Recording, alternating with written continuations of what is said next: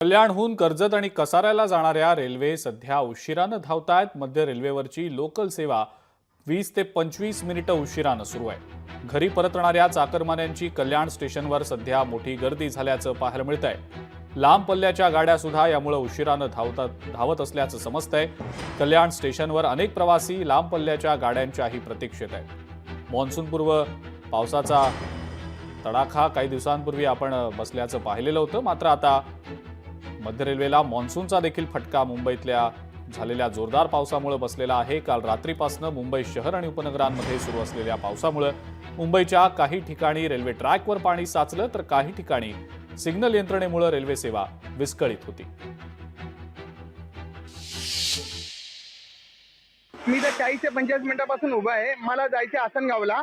माझ्यासाठी दोनच ऑप्शन आहे, एक तर कसारा आणि आसनगाव। त्या गाड्या भरपूर भरलेल्या असतात, तर कृपया कल्याण स्टेशन मास्टरांना विनंती आहे की त्यांनी काहीतरी स्पेशल त्यांची अरेंजमेंट करावी, ज्याने प्रवाशांचे हाल होणे, प्रवाशांना प्रवास सुखकर करता येईल, सोयीस्कर होईल, तर प्रवाशांना मोठा दिलासा होईल।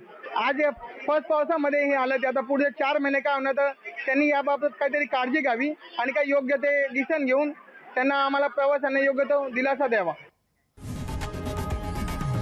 लोकशाही मराठी ऐका, पहा, जागरूक रहा।